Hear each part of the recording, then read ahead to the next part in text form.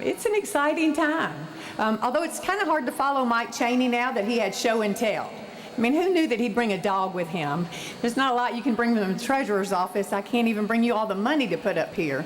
But I will tell you that it's being handled and handled very well on your behalf. I still get the question almost 2 years later, what do you do as the treasurer? Are you just still sitting up there writing a bunch of checks? Well, not. We're moving your money very efficiently, very effectively, and your bank is about a $25 billion transactional bank. You may not have had any idea that we move that much money on your behalf and make all the payments. But you know, it's a time to talk about the successes in the last 2 years in your bank. There's been a lot going on. We've had a tremendous opportunity to work on your behalf, and I have a fabulous team that has really been very creative, thought about new ways to handle the dollars, how to be more efficient, how to be more effective in saving money. So I want to spend a little time talking about what we've been able to do and capitalize in that regard. So in your bank, we also run all of the debt. Besides doing all the transactions, we're in charge of all the bonds, paying the debt, servicing it, paying it timely, and that's been very important. But as we look at that debt, we also look at how do we maximize and we leverage those dollars. So this time last year, we changed some variable rate debt into fixed rate on your behalf, and it saved about $33 million for you all the taxpayers. So I think $33 million right off the bat is a great savings. And we're continuing to do that. We're looking in large dollars, small dollars, renegotiating fees and contracts, because again, it's your money, and we want to be exceptionally good stewards of your dollars. So in the bonds, we're also having to work on our bond rating. You know, as right now we have a great bond rating, a AA bond rating. That's very good right now, and if you watch what's happened nationally, and you've had all the conversations about possibly even downgrading the United States, we're very cognizant on behalf of the state of Mississippi on how we maintain our bond rating, and maybe even move our bond rating up eventually to a AAA. Many of you are aware that there are 3 agencies, Standard & Poor's, Moody's, and Fitch. So I always ask the people at Fitch, they should automatically give us a AAA rating, because there are no other treasurers named Fitch, and I should just be entitled to get a state AAA rating on our behalf. Hadn't worked like that, but we're still going to continue to pursue that. Have a great relationship with the bonding agencies, and that's so important.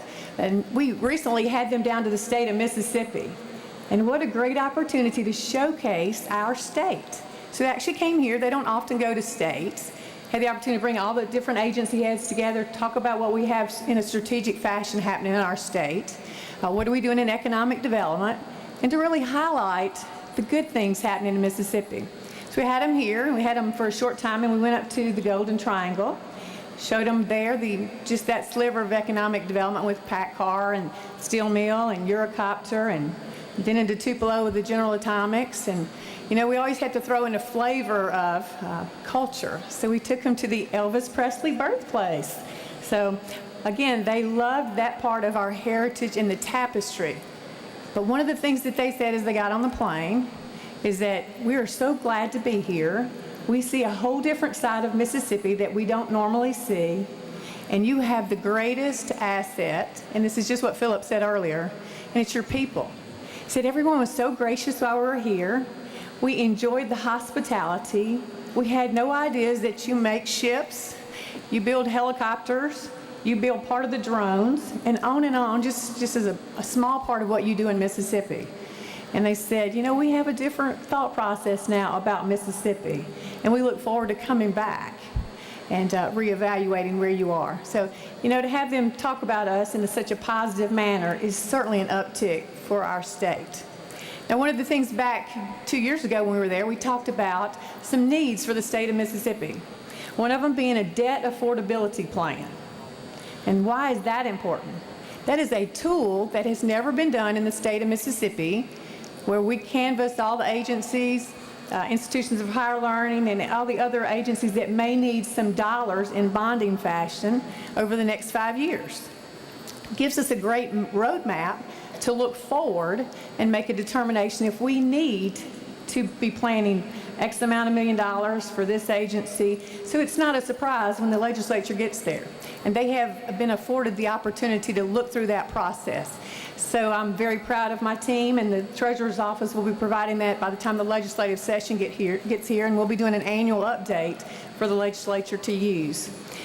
The other thing that we talked about when the bonds rating agencies were here about how good things had happened with our education system, but one of the important things that they said that's still missing is the financial culture in our state.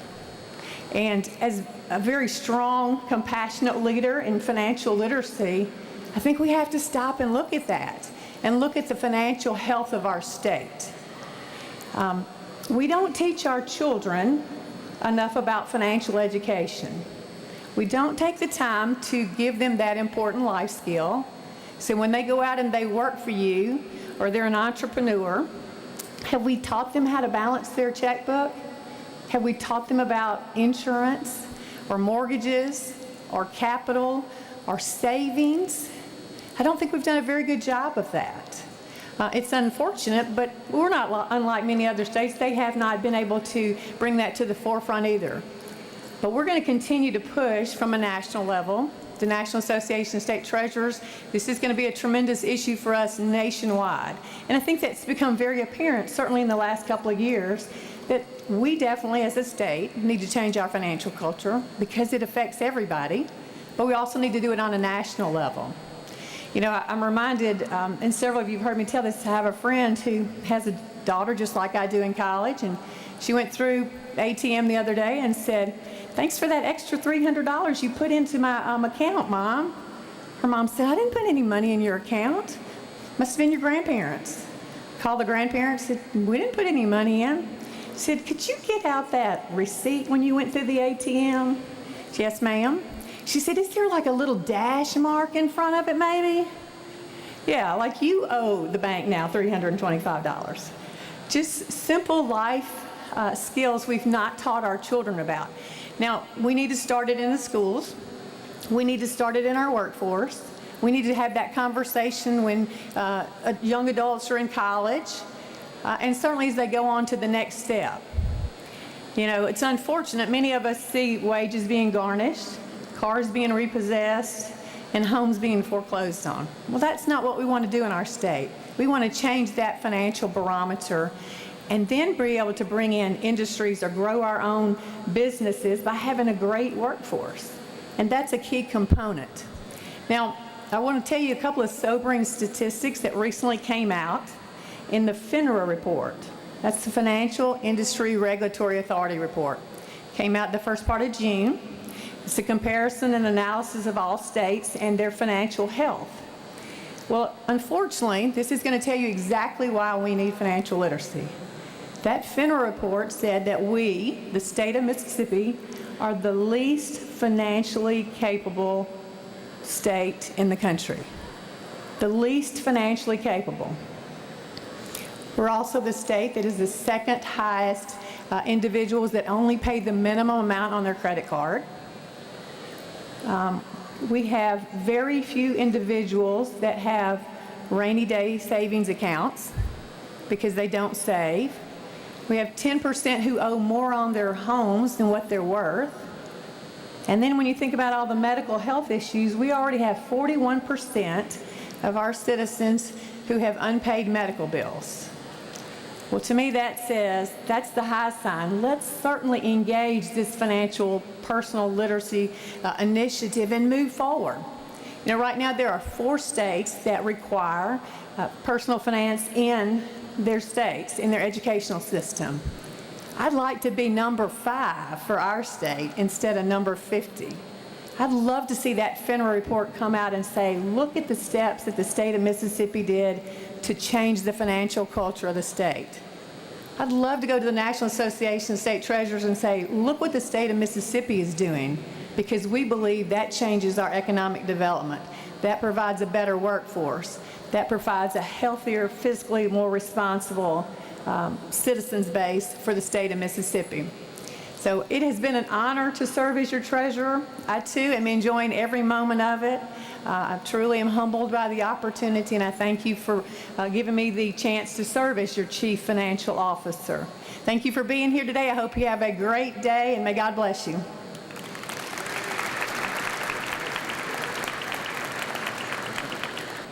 I want to talk to you a minute about some of the criminal justice issues that, I've been as a prosecutor for going on almost 25 years now.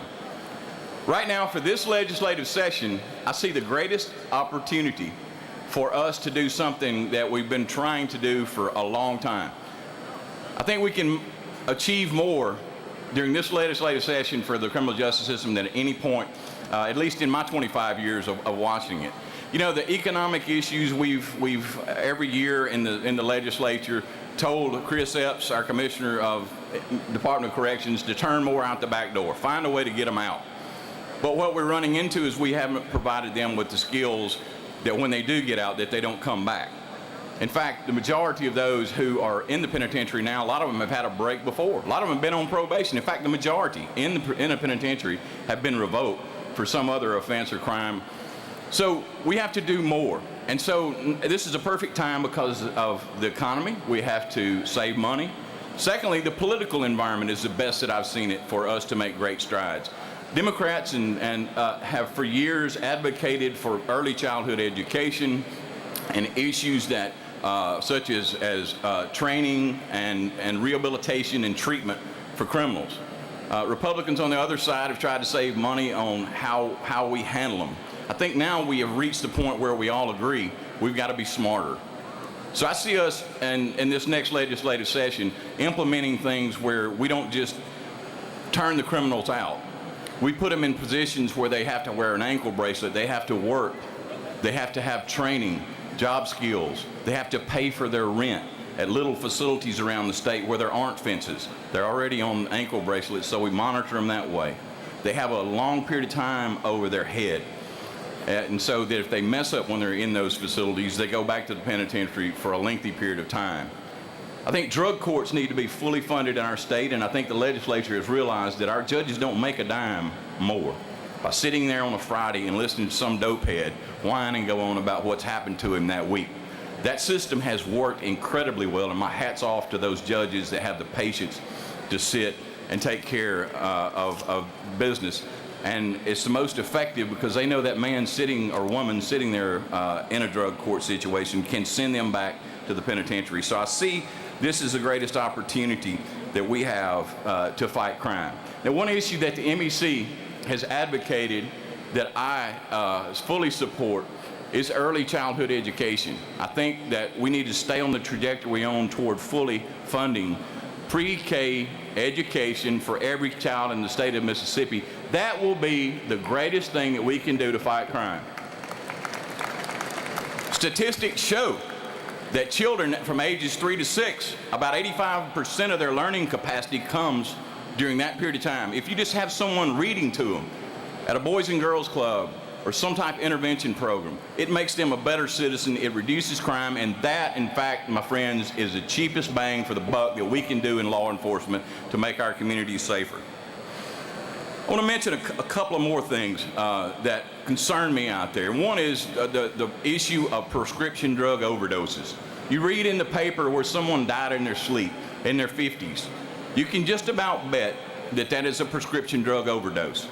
It is getting at crisis proportions. In fact, in many states, the #1 cause of death is prescription drug overdose. Not car wrecks, but prescription drug overdoses has overtaken that statistically. It is becoming a huge problem among our age era. Many of you are members of the baby boomer group. We're seeing so many deaths from prescription drug overdose, and part of this crime package, hopefully we will look at as to how we handle that. Now, out on the internet, we were seeing sales of prescription drugs come over the internet. In fact, I had our investigators make buys over the internet from Google's advertisers, when in fact they had entered into an agreement with the federal government in August of 2011, agreeing and paying $500 million fine to stop allowing their advertisers to sell prescription drugs over the internet without a prescription. Well, after they had reached that agreement, I sent my investigators online and they made those buys. So it is continuing. And I'm the head of the Intellectual Property Theft Committee in the National Association of Attorneys General. And in Boston, before our summer conference, I presented some of those cases where we had the lab reports that showed everything from Viagra to painkillers that we purchased online without a prescription. You know, the drop-down box on Google, when you do a search, that's the little drop-down box below, it is autocomplete. It suggests things. If you typed in prescription in May of this year, if you just typed in the word prescription, it would autocomplete down to buy without a prescription. In other words, it was leading even an elderly person who was looking online instead of walking down to the pharmacist to buy prescriptions online. It was leading you to buy drugs. In fact, they had YouTube videos that showed you how to buy prescription drugs without a prescription. And so I wrote them a letter and invited their CEO to our meeting, who of course didn't show up. But the fact is they took all that down off the internet. They stopped auto-completing to buy prescription drugs without a prescription. They also shut down all of those videos, and there's still some out there about buy prescription drugs without a prescription. So the internet is an integral part of this prescription drug proliferation that we've seen, but I think we're making headway. One area, though, we're at a standstill with companies like Google, and that's intellectual property theft. Many of you are in the manufacturing business or in business of service trades.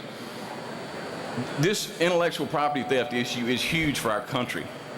In the future, we're going to see things like 3D printing. How many of you ever heard of 3D printing? You know what that is? Yeah, I know most of you aren't listening, but a lot of you that are, there's not many hands raised.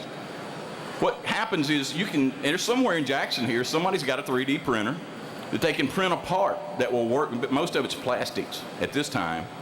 But in the future, you will be able to order something online like a cell phone, and it will be able to mold the metal and do it right there at your home. Or a tennis shoe.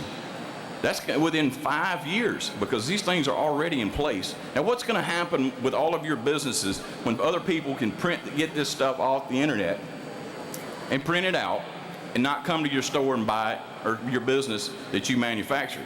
It's a huge issue out there for our country, and it's something that all of us need to be concerned about and working on. And I'm also concerned about issues like a cyber attack on our electrical grid.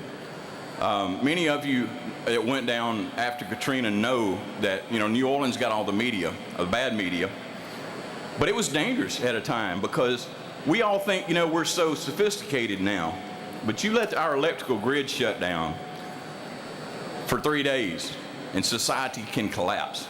It is a huge problem for our country that we face within a cyber attack when we have an electrical grid shut down. Hopefully we won't see it, but I suspect in our lifetime we have to harden our systems, and that means you out in business and us in government, to protect our systems from linking into some type of cyber attack shutdown on our electrical grid. But all of those fears out there that I have, I fought to protect our kids online because I got kids. All the fears that I've mentioned that we have issues that we have to address are probably not as bad as the one I want to talk to you about now. And that is the issue of how our country is divided and how badly divided our country is. 30 years ago, we began in our redistricting efforts. There were 135 members of the United States House of Representatives that were elected in districts that could elect a Democrat or a Republican. And so whomever got elected had to be responsive to the other side. They couldn't get elected if they were doing negative things toward the other side. That was 30 years ago. Reel it forward. In order to create more minority districts, we created a lot of lily white districts.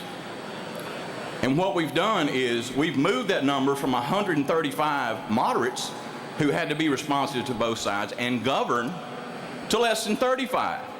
So you wonder why we have a shutdown in Washington. That's because we're electing people who get elected by being nasty to the other side. Now, I don't know about you, but I don't know where it came from, but you always heard of this quote, that a country divided cannot stand. It's attributable to some of our founders, but it's in the Bible. And that is a true fact. And I don't know how it's taken 30 years to get in this mess. The Voting Rights Act has been stricken, so it doesn't get to a court where there's moderation. But we can't go on with our country this divided. So my challenge to you business leaders is to use your abilities to encourage people that run for office to be more moderate, to govern. And hopefully our country can move forward and get past this era of fussing and fighting. I'm a lawyer. I make a living at that business. It is a tough business, fussing and fighting. Your line of work's much better, much more rewarding in a lot of ways. My hat's off to you. God bless you. Thank you. I want to start with some good news today. We want to cover several different topics of interest to y'all. I don't know if you know this or not, but Mississippi has an annualized growth rate in the first 6 months of 4.6%, much better than the national average. Yep, you did it. Residential housing construction in August, up 10.3% in Mississippi, one of the leading ones in the country. All those people clapping out there own timber out in Mississippi, and they're trying to sell it for houses. Mississippi is one of 3 southern states, 3 out of 10, that is at pre-recession levels. We've recovered from the Great Recession. We're leading all the other southern states in the country on our efforts. Congratulations, everybody. That came from a lot of hard work. It came from management, came from you as an employer, came from your elected officials.